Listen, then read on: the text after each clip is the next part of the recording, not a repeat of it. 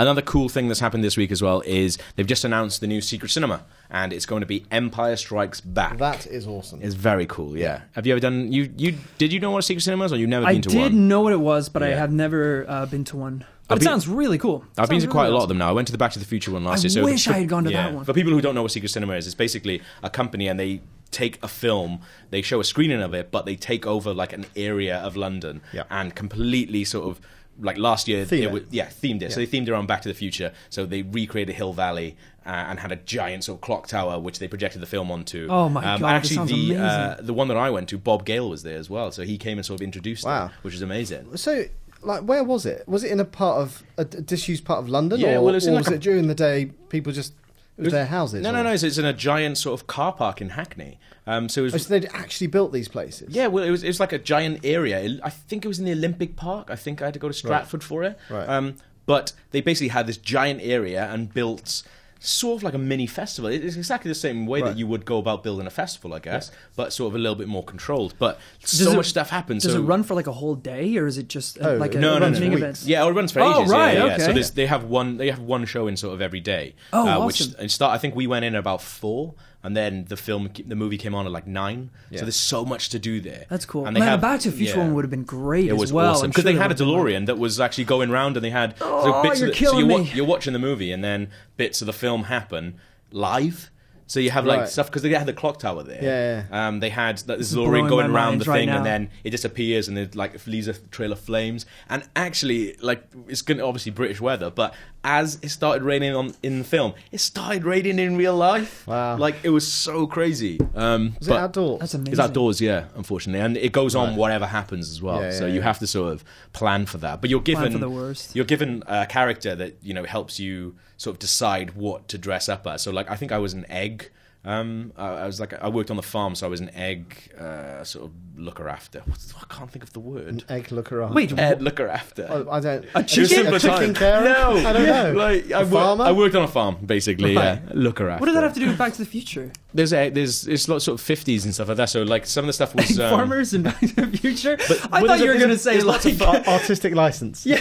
But then there was loads of stuff like there was like a diner scene, and the diner scene that happens in the movie happened while we were there, and like George McFly's in there with Marty before the movie really started cool. and stuff like that. And they've redone this diner, so it was like a 50s diner, and you can go and eat. But there's also like little, almost like they're not fetch quests because it's not a game, but it was almost like that. There was sort of me and another friend were just walking up to try and find a bar, and a girl came over and was just like in sort of 50s dress going, I can't find my Johnny, and we were like, who's Johnny? He's like, oh, he's going off to war. I need to find him. Like, if you find him, can you give him this and give me like a bit of paper?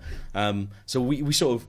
She was like, I'm gonna be in the dance, like the Enchantment Under the Sea dance. So if you find him, please come and bring him to me. And we were like, okay, fine. So she went off. And I actually went with her, and a friend of mine sort of was like, just went off and tried to find this Johnny guy. So I went with her, and she was like, opened up her locker and was giving us like sips of booze out of her locker things. Right. Then we went to the dance. As we were getting into the dance, my friend found Johnny, or a Johnny. I guess it must have been loads of them. Brought him over, and then it was just like, I found Johnny. Like, reunited them. They started like smooching and stuff, and everyone's like, yay, like finding it and stuff. So Johnny stole your girl, is what I'm hearing. Johnny pretty much, yeah. But I mean, he was an army man. I wasn't gonna stop him. Don't want to get in the way of that. But in terms of Empire Strikes Back, we were talking about like what setting is it going to be? Like, it'd be amazing if it was like really cool. Hoth. If they can do that much with just setting it in the past, setting it in the future, like imagine the possibilities. Space. Yeah, it could be. Oh, I don't know. Like, I don't know how they'll do. It's just weightlessness. When everyone's just wires. I think when I first saw it in my head, I started thinking like logistically, because Hoth is amazing, obviously. Dagobah would be really, really good. Yeah. But I think it's going to be Sky City. You think Bespin? Yeah. Really? It's pretty dull. But it's pretty doable.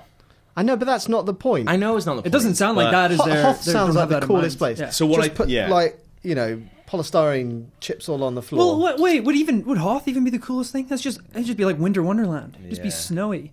But I'm talking about the Rebel base. Not just... I thought you were just like throw like artificial snow everywhere, and stuff like that, and then Santa Claus, like walkers and... Okay, if they do a Rebel base, we have to go down and do a live Rebel base, Star Wars Rebel base, our weekly Star Wars show every Thursday base. In a Rebel base, exactly. Yeah.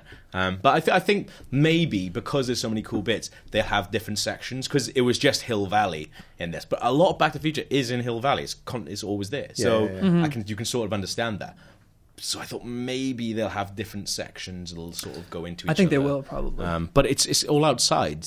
Well, some of them have been outside, some of them actually been inside as well. Yeah. So I went to one that was One Flew Over the Cuckoo's Nest, and that was an inside thing, and you were sort of treated as inmates and things like that. Okay, I think they've done one like Shawshank Redemption that was similar to that as well. But yeah, maybe they'll just have a giant warehouse and completely do it out like Rebel Base. I'm just imagining like you get there and C-3PO comes up and it's like, oh, have you seen my R2-D2? And then you have to go on like a little quest to find a robot. Like, you know, the Falcon there or something like that, and it's parked inside the giant worm or something. That would be cool when they're like incorporating live action into the movie, like with Star Wars, because there's so many like big action scenes and things. You could do some really cool stuff with that. Riding around on tauntauns. Exactly. You know, like the kind of Bernie Clifton legs in the... with the little Halloween. I'd totally do that. Well, they're really an awesome costume. Yeah. They are really good at making good use of space. I saw another one which is Ghostbusters, and they'd taken like the hotel, like where one of the sort of things that happens in. They've taken the entire hotel, redone it, and so they had the cinema. They had the screen there, which was in the middle of the hotel, and every time something was happening, you'd see Ghostbusters running around and things. And for the final sort of showdown with the Stay Puft Marshmallow Man, they were standing like shooting the screen with these lasers and stuff, and then a giant actual Stay Puft Marshmallow Man like came behind them, and it turned into like a little dance party, and you could dance to the Stay Puft Marshmallow Man.